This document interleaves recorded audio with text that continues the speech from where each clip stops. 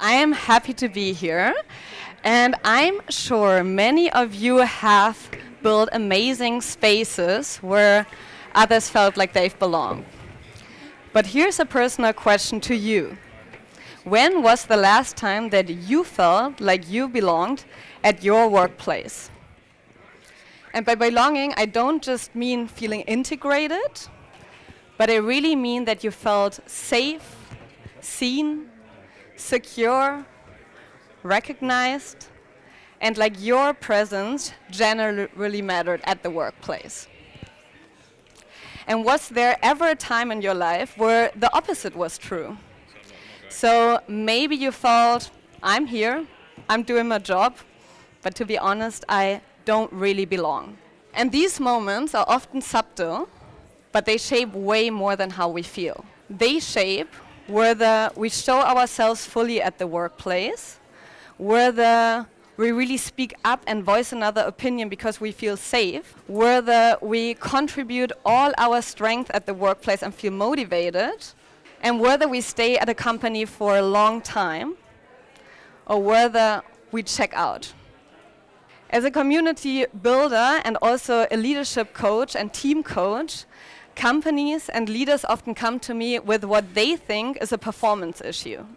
But more often than not, what we uncover isn't a performance or strategy issue, but it's a belonging gap. A new hire doesn't feel connected at work, someone doesn't feel safe contributing and voicing another opinion, or a high performer really checks out because they don't feel valued and seen. I'm sure many of you maybe have been there before, or at least maybe you know one person who has been there before. And the truth is, most leaders and companies, they actually think that belonging matters. But very, very few leaders and companies actually apply the same community principle strategies that we all know about internally at work. And that's actually a huge missed opportunity, because belonging at work can be one of the predominant factors when it comes to engagement, retention, trust, and collaboration. So it really will make companies more future-proof if we focus on belonging. And the good thing is actually that it doesn't necessarily require a big budget or a complete culture overhaul to really focus on belonging and foster a culture of belonging. But it's really about the small intentional steps that we take and how we show up on a day-to-day basis. And also it's about how we lead at the workplace. And sometimes really, really small but powerful tools or behavioral changes can actually make all the difference. And this is what we will look at today. We will look at really small but powerful behavioral changes that we can all implement, and especially leaders, to really foster a culture of belonging. And of course, everything that I've just said has been backed up by study and research. And one of the research being done by BetterUp found out that high workplace belonging is linked to 56% increase in job performance, a 50% drop in turnover risk, and a 75% fewer sick days. And I actually think these are just incredible numbers, so maybe let them sink a little bit. And also BetterUp has found out that when you look at a 10,000 person company, these numbers lead to annual savings of $52 million. And I think this really shows us that belonging isn't a nice to have, or maybe also a soft topic, how many people like to call it, but it's really a strategic advantage and something all companies and leaders will need to focus on to stay future-proof and stay innovative. But maybe let's take a step back and let's look at the definition of belonging at work. So belonging at work, or workplace sense of belonging, is the degree to which an individual feels personally accepted, respected, included, and supported by others within the organization. So community building is really always about relationships and the relationships we have to one another. And this is the definition that we will look at in this presentation. And belonging internally always starts at the top. It always starts with leaders, because they are the ones that act as role models, that need to go first and really set the intention and really create the vision. And they really need to focus on fostering belonging at work.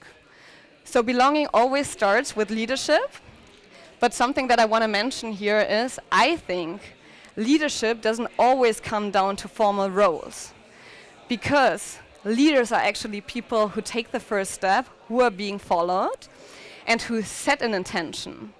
And I'm sure no matter if you have a formal leadership role or not, many of you are leaders in a certain environment. So we can really all take active steps and intentional steps to foster a culture of belonging internally at our workplace or in spaces where we act as leaders. So, of course, there is a lot of research being done on belonging at work, also a lot of books about belonging in general, company culture, and of course there are many, many factors that actually contribute to workplace sense of belonging and to belonging at work internally. But there are definitely 3 pillars I want to mention here. So, psychological safety, shared purpose, and meaningful connection. Of course, there are many other contributing factors why people might feel that they belong at work, but these 3 pillars are definitely foundational and something we always need to look at, no matter if we look at internal communities or external communities. But especially when we focus on belonging at work, these are 3 foundational pillars. So psychological safety actually means I feel safe to show myself fully and to really be myself, and I don't fear being judged or being excluded by others when I show myself fully. Shared purpose means I feel that I contribute to something meaningful and something that is bigger than myself, and I actually feel that my work matters. And then meaningful connection really means I feel connected to others within my workplace, in my team, and I feel recognized and seen. So these are 3 foundational pillars we will look at, and we will look at really small but powerful behavioral changes and also tools that leaders can leverage, but maybe also all of us can leverage at the workplace, and maybe even start implementing tomorrow or next week, because these are just really powerful but really small tools. And usually it's not about the big steps, but it's really about the small and intentional steps that we need to focus on. So, when we start with the pillar of psychological safety, it really comes down to vulnerability. Vulnerability is really important when we want to foster psychological safety, so fostering belonging. Because when leaders model vulnerability, it really builds trust and it signals the team it is safe here. It is safe to speak up, and we are actually all on the same path to learn and to grow. And one really small but powerful tool here for a leader is really to start the next team meeting by sharing something they're unsure about or currently learning. Because sometimes it can really help when a leader says something like, hey, I'm currently unsure about this, or maybe I really have room for improvement or a learning opportunity here. Or maybe let's find out together how this could work, because I'm unsure about it and I would like to get your opinion. Because this really opens the space for vulnerability, meaningful conversations, and also for others to show themselves fully and to be vulnerable. So after doing that, leaders can really invite others to do the same. And I think this is always really important, really leading with vulnerability to really foster psychological safety. So then, shared purpose, when we look at this pillar, it's really about aligning daily work with mission.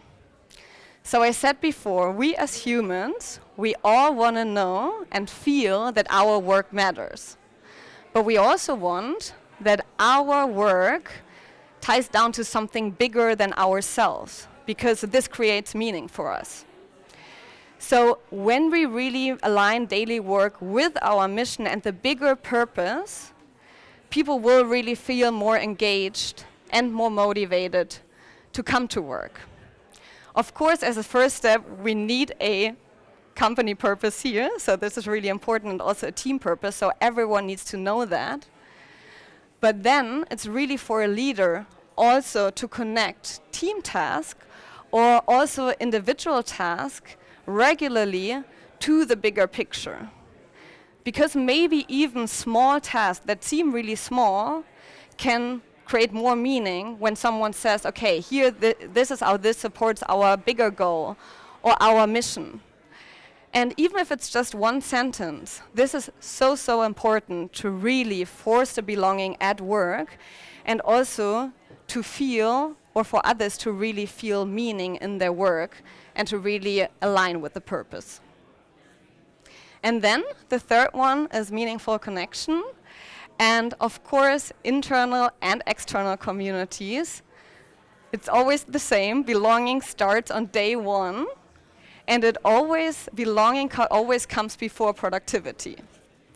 So I'm not sure how it's for you, but if I've been invited to a party and someone opens the door for me, greets me, and maybe even offers me a drink or tells me it's nice that I'm here, I will feel really motivated to stay at the party for a long time.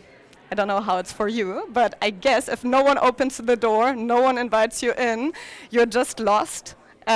Maybe, I don't know, for me at least, I would leave quite early. And that's actually the same within a company.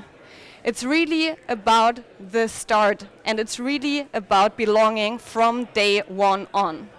So we really need to focus on the onboarding, and one really practical tool here is to assign an onboarding buddy and really also ask new hires really early what helps you to feel connected at work. Because this might be something that is different for everyone. And as I said, belonging starts before productivity and not the other way around. So, belonging is really built in small moments. And I think this is something really important to internalize. Because it's not always about the big posters with a company purpose or the big culture overhaul, but it's really about the small steps, and belonging is always built with intention. And that's extremely important.